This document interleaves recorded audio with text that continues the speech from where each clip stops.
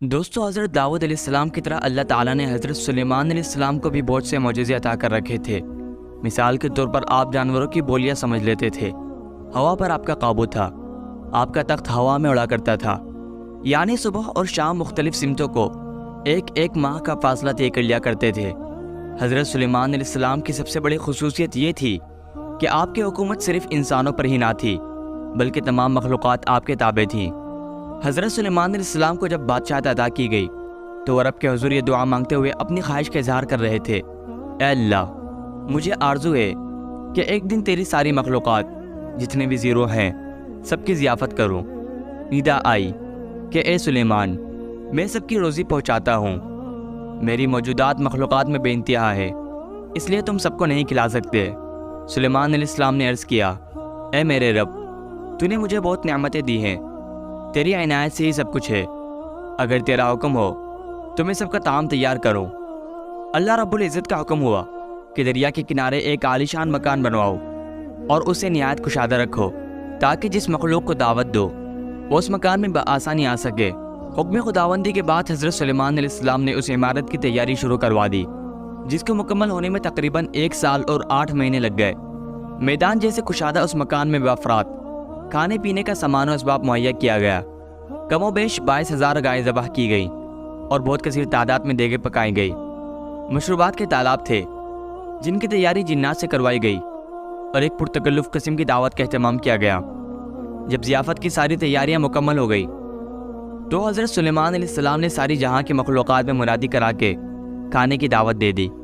ساری مخلوقات، انسان، جن، چرند پرند، درندے، ہر طرح کے کیڑے مکوڑے، خشکی تری اور ہوا میں اڑنے والے اور ریگنے والے بھی تمام مخلوقات کھانے کی دعوت پہ آ پہنچے اور اس مکان میں جمع ہو گئے۔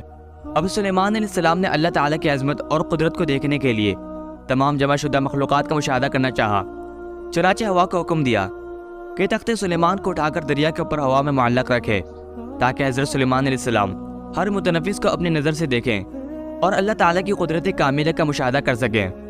عین اس وقت جب تخت ہوا میں معلق تھا، ایک مچھلی نے دریا میں سے سر نکالا اور سلیمان علیہ السلام سے بولی، اے اللہ کے نبی، اللہ عز و جل نے مجھے آپ کی طرف دعوت پہ بھیجا ہے اور یہ بھی معلوم ہوا ہے کہ آپ نے آج تمام مخلوقات کے لیے کھانا تیار کیا ہے۔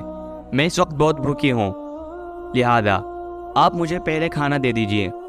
سلیمان علیہ السلام نے فرمایا، تم ذرا صبر کرو اور باقی سب کو بھی آ لینے دو، پھر ان کے ساتھ جتنا چاہو کھا لینا۔ وہ مچھلی بولی، اے اللہ کے نبی، میں خشکی پہ اتنی دیر نہیں ٹھہر سکوں گی کہ سب کا انتظار کروں۔ یہ سن کر سلیمان علیہ السلام نے اجازت دیتے ہوئے کہا، اگر تمہارے لیے ٹھہرنا مشکل ہے تو پھر تم کھانا کھا لو اور جتنا تمہارا جی چاہے کھا لو۔ یہ سنتے ہی وہ مچھلی دریا سے نکل کر اس میدان نما مکان میں آئی اور جتنا کچھ وہاں پڑا تھا سارے کا سارا ایک ہی لقمے میں کھا گئی۔ پھر سلیمان علیہ السلام کی طرف مڑی اور ان سے مزید کھانا مانگنے لگی۔ یہ دیکھ کر سلیمان علیہ السلام متعجب ہوئے اور بولے، اے مچھلی، میں نے تمام مخلوقات کے لیے یہ کھانا تیار کیا تھا جو تم نے ایک ہی نوالے میں کھا لیا، کیا اس سے بھی تیرا پیٹ نہیں بھرا جو تو اور کھانا مانگ رہی ہے؟ مچھلی بولی، اے اللہ کے نبی، اللہ تعالیٰ مجھے ہر روز 3 لقمے رزق دیتا ہے اور جو کھانا آپ نے تیار کیا تھا وہ تو سب کا سب صرف ایک ہی لقمہ ہوا، اب مجھے 2 لقمے مزید کھانا درکار ہے، تب کہیں میرا پیٹ بھرے گا۔ میں آج آپ کی مہمانی میں بھوکے رہی ہوں اور اگر آپ اسی طرح باقی مہمانوں یعنی مخلوقات کو بھی کھانا نہیں دے سکے تو آپ نے ناحق انہیں کھانے پہ بلوایا۔ سلیمان علیہ السلام مچھلی کی یہ باتیں سن کر حیرت زدہ رہ گئے، چکر آئے اور ان پر غشی طاری ہو گئی۔ پھر جب ہوش میں آئے تو ندامت سے سجدے میں گر پڑے اور روتے ہوئے کہنے لگے، اے اللہ، میں نے بہت ہی قصور کیا اور تیری درگاہ میں نادانی کی، میں نادان و مسکین ہوں اور اس بات سے ہمیشہ کے لیے توبہ کرتا ہوں، بے شک مجھے اور سارے جہان کو رزق دینے والا صرف تو ہی ہے۔ ان اللہ هو الرزاق ذو القوۃ المتین، بے شک اللہ ہی بڑا روزی دینے والا، زبردست طاقت والا ہے۔ وارزقنا وانت خیر الرازقین، اور تو ہی سب سے بہتر رزق دینے والا ہے۔